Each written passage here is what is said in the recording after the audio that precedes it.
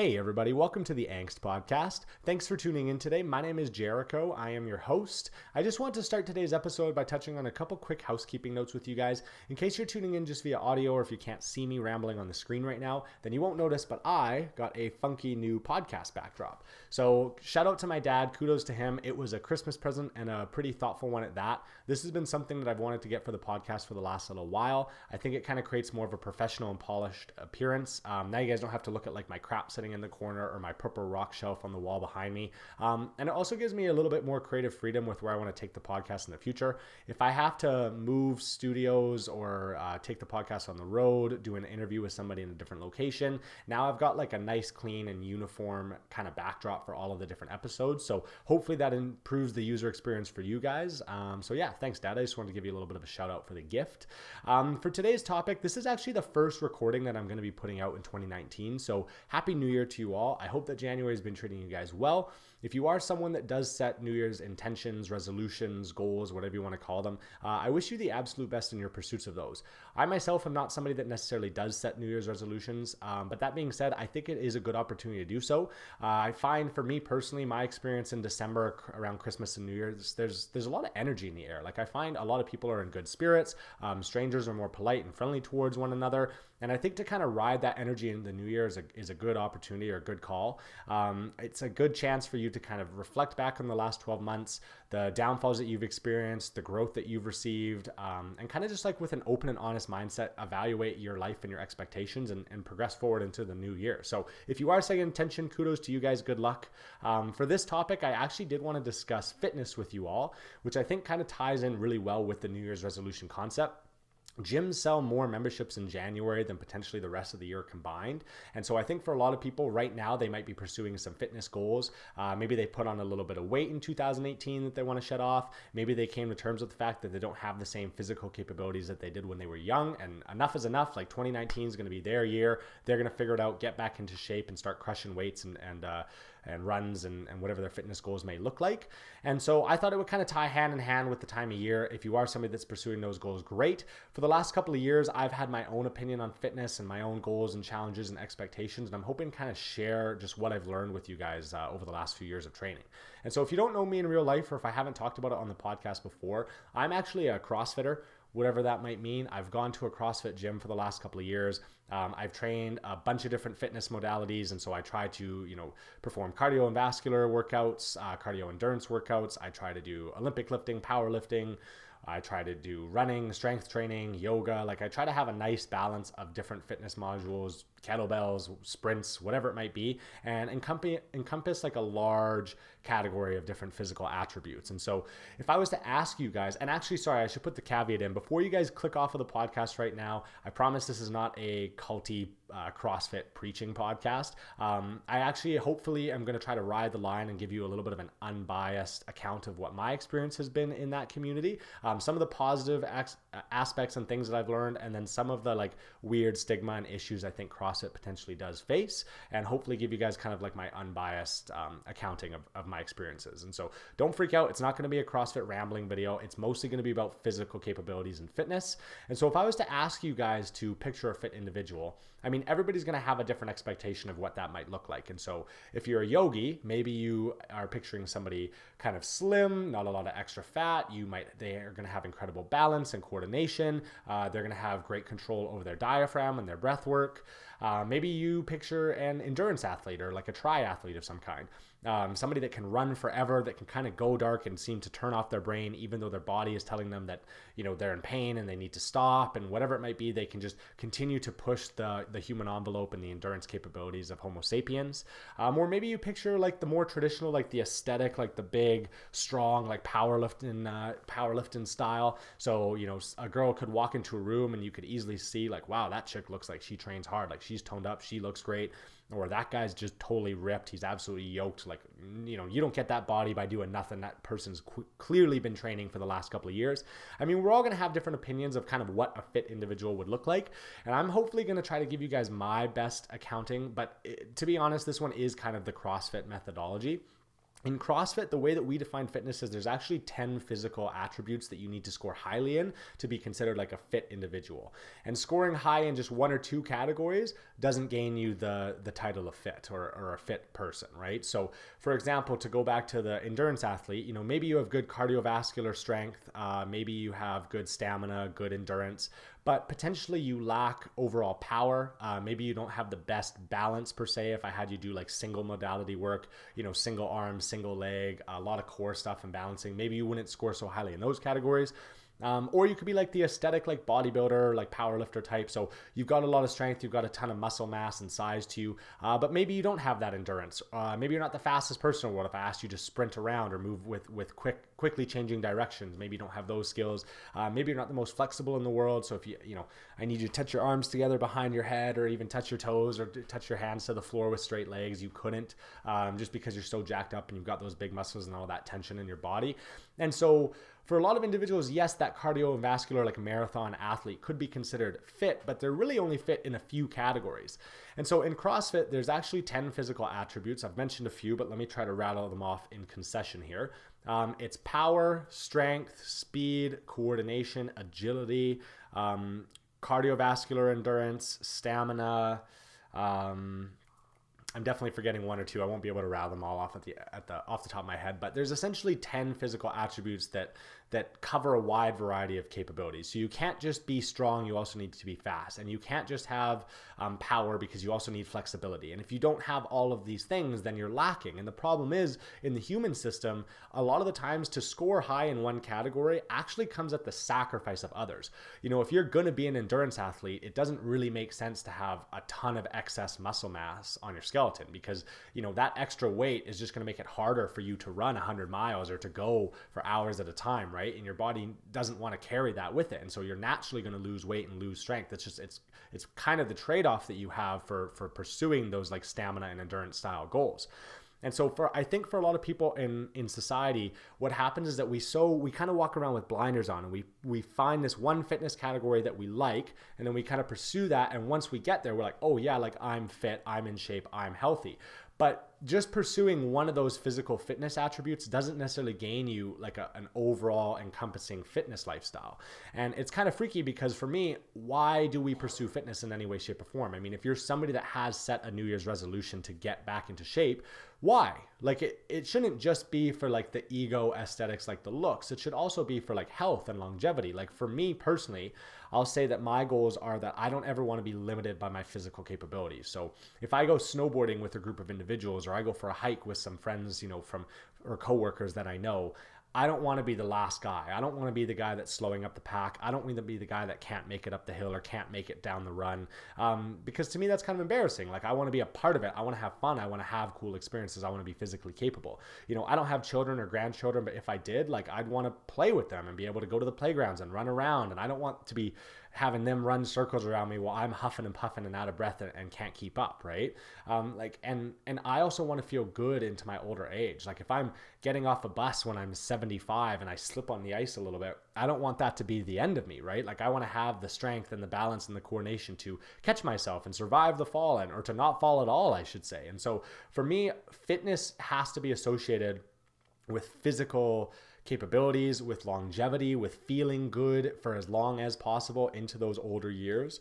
And so to just dial in with these blinders into one physical category doesn't necessarily achieve those goals all the time, because just because I gained a lot of strength doesn't mean I'll be able to fight off disease, and doesn't mean I have a good, you know, healthy internal system that can take care of me and make me feel good even when I'm aging, right? Like, yes, I gained a lot of muscles, but if it was at the sacrifice of eating Big Macs and carb loading and creating this unhealthy lifestyle that then doesn't show me any benefits in my older age, what was all the muscle mass worth when I was young, you know? Or at least that's kind of the way that I've always approached things. And so I don't mean to rip on any one category. Like if you are somebody that is an endurance athlete, if you like running marathons, like that's great. If you are a yogi and you like going to yoga classes and that's your main go-to like fitness regime, that's fantastic. Because if it is a difference between like doing nothing and doing something, I'm always going to recommend the doing something. Like if it's between the difference of going to the yoga class or sitting on a couch, like definitely go to the yoga class. But over the last couple of years, kind of what I've learned is that I think think it should be as all-encompassing and balanced as possible. So going to the yoga class as your primary fitness regime is great, but I think then you should also go to the gym and do a little bit of strength training and actual like lifting. And then I think you should also go out and do sprints or long form, like long methodical jogs. And I think to kind of mix it up and provide your body with as many different types of stimuli as possible over the years is the best way to build like a fit and healthy and capable individual that's going to last. And so in my opinion, in our society, what we've done is we've kind of overcomplicated fitness to be this individual thing that I do a couple times a week. And that's what fitness is. And so a couple times a week I go to spin, or a few times a week, 4 or 5 days a week I go to the gym and I lift weights. And again, that's all well and good. It's better than nothing. But we kind of overcomplicate, because what happens is we kind of narrow in and we say, okay, so every day I go, and for like this chunk of change, for like this hour or 90 minutes, I'm performing physical activity, I'm getting in my workout or my fitness. And then for the rest of the day, we're maybe not doing as much as we could, because we're busy, right? Like if you're a functioning adult and you've got a family and a life, you probably have work to be done. You've got kids to look after. You've got to be driving places and running errands. You've got to be reading, meditating. You've got to be cooking and cleaning and preparing for the next day. And so like we're busy, right? And I fully understand that. And so we shuffle in this small little window of fitness where I get up and first thing in the morning, I go to spin class, or I get off work and then I hit the gym. And then for the rest of the time, I'm kind of not being as physically active. I'm kind of, sitting in traffic, sitting on the couch, not doing a ton of stuff, right? And what I've noticed over the years is that the fittest and most healthy and capable individuals I know are the people that work out their training and interweave it into their daily schedule, into their lives. And so a couple examples I could give would be like laborers, for example, construction workers, farmers, guys that are, pushing around hay bales and are moving bricks and picking up sandbags and constantly working with their hands, and constantly for 9, 10, 11 hours a day, they're moving and going and keeping their bodies in motion. And I understand that's not realistic for everybody, because, not everybody has a job where they can perform that or they can be physically active. Like one of my best friends is a fireman, and he's got a great setup going, because they're constantly doing work at the hall. They're picking up hoses, they're moving oxygen tanks, they're cleaning the truck, they're moving around gear, they're getting workouts in while being paid on shift, and then he's getting workouts in on his days off. And it's a great opportunity to maintain like a good, healthy, balanced lifestyle, because you're constantly moving. Whereas this, 4 or 5 days a week of only 60 minutes, and then an additional 23 hours of not necessarily doing a lot of physical activity in the day, in my opinion, is not necessarily a recipe for overall fit and lifestyle success. Yes, you may be able to gain certain physical attributes in that time. So you may be able to put on strength, you may be able to gain flexibility, whatever it might be, but you're not creating that all-encompassing like lifestyle. And so kind of what's the solution there? Well, if you don't have a job that allows you to work out or perform physical labor on the job, like if you're sitting at a desk all day, what are you supposed to do? Well, in my opinion, it's finding little things throughout the day. I think that often in our society, we're kind of all or nothing. And so if I'm going to go to the gym, well, I need to be there for like at least 60 minutes. Like I need to get a good workout in. And to me, that's kind of a dangerous mentality, because then we decide that anything less than 60 minutes like isn't good enough, like doesn't do anything, which is kind of a farce. In my opinion, the best way to live a fit and healthy and functional lifestyle is to weave it in and out of your day constantly. And so if you wake up, maybe first thing in the morning, you have a miniature workout. And I mean like mini, like maybe do 10 push-ups, 10 squats, a couple of pull-ups, and do that like a few rounds. Or maybe get a kettlebell and put that beside your bed. And when you wake up, you do a little bit of stretching, open up your back, open up the shoulders a little bit, get the engine flowing a little bit, and then do a couple kettlebell swings, like 50 swings. And that's it. Start your day with that. Start your day with movement. Start your day with breath. Start your day with the blood actually flowing through your system. And then maybe as the day goes on, it's lunchtime, and you get a couple of minutes where you're not doing anything crazy, and maybe you just do a little bit of stretching. Maybe you open up those shoulders. Maybe you bend down and kind of relax the lower back and into those hamstrings. Maybe you actually spend time in the bottom of a squat position, and just for literally 4 or 5 minutes, sit in the bottom of a squat position. For a lot of individuals, this is kind of a hard task, and the reason being is that we don't do it very often. If every day you spent time in the bottom of a squat and you kind of worked into your hips, opened up those hip flexors, got the glutes fired and activating, then your body is going to naturally gain a little bit of flexibility, just because, if you guys ever watched a cat will like nap all day, but the second the cat gets up, they always do like this stretching routine. They've got this, they're constantly always moving their body and flowing and limbering up just in case. And I think for humans, what we do is we put all of our fitness and our physical capabilities into these small little windows in our day where it's like, I'm at yoga, this is my stretching, or I'm at the gym, this is my weightlifting, this is my fitness. And then we kind of neglect the rest of the day.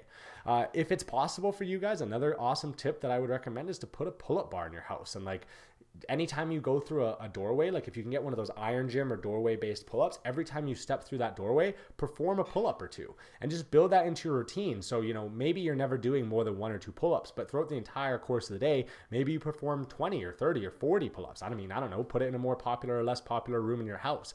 And that, in my opinion, is a great way to keep the body constantly moving and constantly flowing. The problem with having these long form style of workouts, not for everybody, but for certain individuals, it can be very discouraging when you don't make them happen. So how it looks is that maybe it's January, you set this physical intention for yourself, you're going to start going to the gym. And so you go to the gym 4 or 5 days a week for 60 to 90 minutes for all of January. But then February comes up and you're starting to get a little tired. You've seen some results. Maybe you're plateauing out a little bit. Now you're getting a little bit more busy at work. The New Year's is long behind you and your intentions aren't in the forefront of your brain anymore. The calendar has been flipped and maybe you miss a workout or two. And I mean, there's nothing wrong with missing a workout here or there, but the problem is the momentum that creates is, oh, well, I don't have a lot of time today. I don't think I have that 60 minutes to go to the gym. So I'm just not going to go to the gym at all. And this is a really weird mentality because the difference in my opinion is, oh, well, if you don't have 60 minutes that day, maybe what you could do is just do a 10-minute kettlebell workout in your house, or you could just do squats and pull-ups at your house instead of fully skipping just the process that is fitness and saying, oh, well, I didn't have enough time today. I mean, only a couple minutes matters because in my opinion, any fitness regime that you do every day is going to work. Everybody's always looking for this perfect pill or this perfect solution, like, oh, I should be doing more yoga. Oh, I should be doing more strength training. Oh, I should be doing more. And they're constantly bombarding themselves with this like more mentality. And if you're not crushing it or bringing intensity all the time, then it's not worth it. But in my opinion, the best workout regime is just to do things daily and to do different things all the time. And so it doesn't always need to be this big massive program where you've got this personal trainer that's broken down parts A, B, and C, and you're hitting all these different physical attributes that you can in one session. It's that you're constantly just building like cardio and strength and flexibility into your daily routine. Stretch before you go to bed, have a walk after dinner, like just constantly build in healthy lifestyle choices into your life and understand that your body is made to move. We are made to be physical creatures, and there's a lot of benefits that come in tied with this. A lot of what I've been talking about so far, guys, has been like the physical attributes or like kind of the physical capabilities, gaining those physical characteristic traits about yourself. But one of the most important things I think about when I'm thinking about fitness and living like a good, healthy lifestyle is the mental benefits that I receive as well. For me, training and doing CrossFit has its benefit because it kind of forces me to figure out kind of what I'm made of. If you go to the gym and you do a couple of sets here and there, and you pick a weight that works for you, and you get that bit of a pump, and then you give yourself a little bit of rest. Maybe you sit down, maybe you text on your phone, whatever.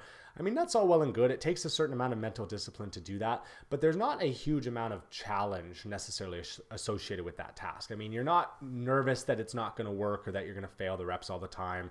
At least for a lot of people. Again, I'm speaking in generalities. There are definitely some people that fucking go to the gym and push the envelope all the time and need those long, big rests. Like, don't get me wrong, I understand different styles of training, but I'm talking to kind of the general public, the average individual.